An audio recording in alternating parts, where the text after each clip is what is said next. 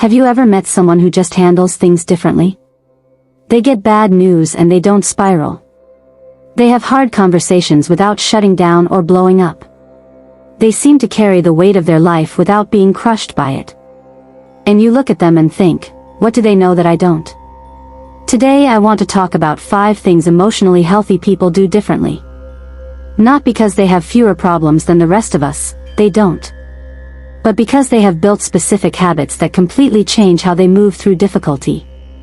And the good news is, every single one of these habits can be learned. Before we get into the 5 things, I want to clear something up. Emotional health does not mean you are always happy. It does not mean you never struggle, never cry, never feel overwhelmed. Emotionally healthy people feel all of those things. The difference is in how they respond to those feelings, and how quickly they can come back to themselves. Think of emotional health like physical fitness. A fit person still gets tired. They still get sick. But their body recovers faster because it has been trained. Emotional health works the same way. It is not the absence of difficulty. It is the capacity to move through difficulty without losing yourself in it. Number 1, they feel their emotions instead of managing them. Most of us were taught, directly or indirectly, to push feelings down. Stay strong. Don't cry. Be positive. Move on. And so we learn to manage our emotions from the outside, to perform okayness, while the actual feeling got buried somewhere inside. But emotionally healthy people know something that takes most of us years to learn: unfelt emotions do not disappear. They go underground. And they come back up later as anxiety, anger, physical tension, or a numbness that is hard to explain. So instead of suppressing, they allow.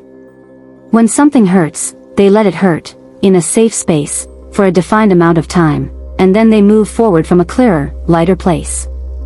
This is not weakness. This is one of the most advanced emotional skills a person can have. What this looks like practically: instead of immediately distracting yourself when a difficult feeling comes up, you pause. You breathe. You name the feeling out loud or in writing. I feel hurt.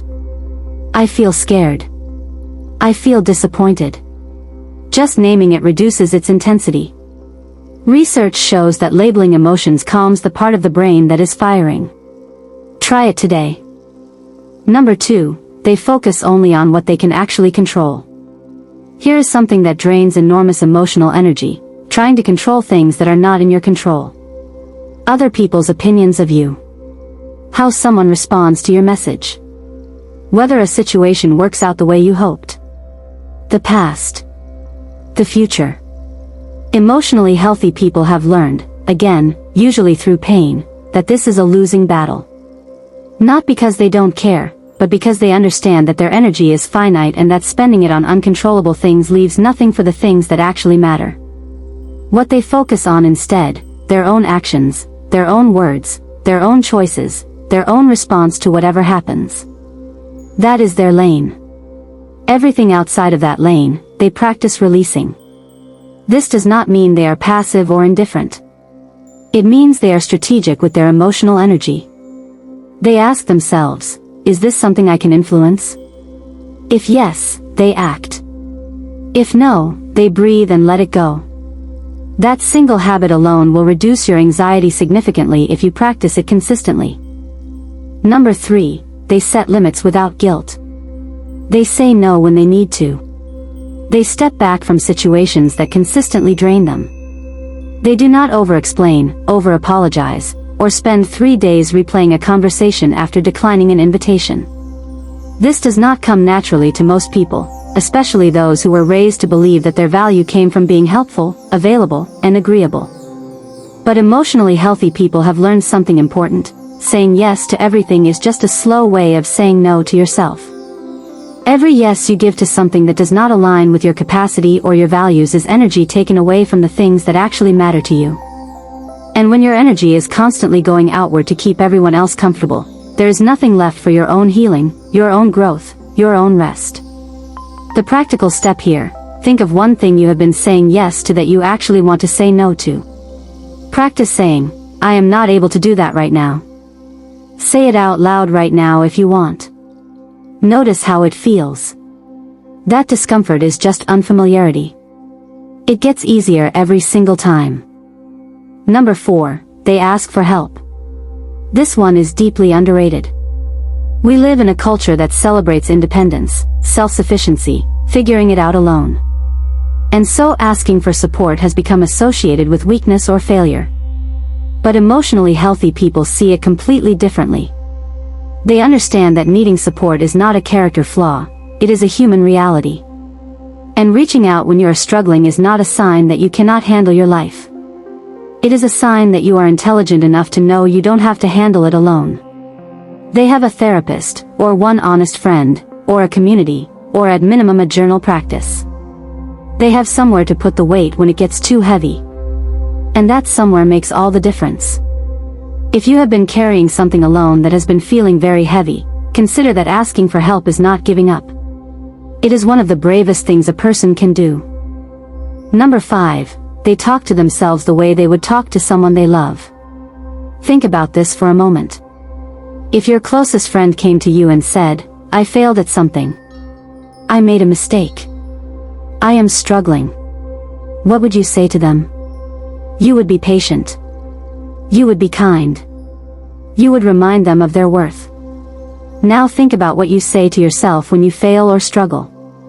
For most people, there is a significant gap between those two responses. The inner voice is harsher, more critical, less forgiving. Emotionally healthy people have learned to notice that voice, and to consciously respond to it with something kinder. Not by denying reality or pretending everything is fine, but by speaking to themselves with the same compassion they would offer someone they love. This practice is called self-compassion, and the research behind it is extraordinary. People who practice self-compassion have lower rates of anxiety and depression, higher resilience, and better long-term mental health outcomes than people who rely on self-criticism as motivation. Try it this week. When you catch yourself being harsh with yourself, pause and ask, "What would I say to a friend in this situation?" Then say that to yourself instead. So those are the 5 things. Let me say them one more time. 1. They feel their emotions instead of suppressing them. 2. They focus only on what they can control. 3. They set limits without guilt. 4. They ask for help. 5. They talk to themselves with kindness. Here is the most important thing I want you to hear.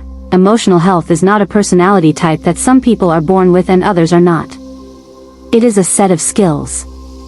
And skills can be learned, practiced, and built, at any age, at any point in your life, no matter where you are starting from. You do not have to transform overnight. Pick one of these 5 things, just one, and practice it this week. That is enough. Progress is not about doing everything perfectly. It is about doing something consistently. Tomorrow on this channel we are going to talk about why you cannot stop overthinking, and what actually works to break the cycle. Subscribe so you don't miss it. And drop a comment, which of these 5 habits do you find the hardest? I genuinely want to know. Take care of yourself. I will see you tomorrow.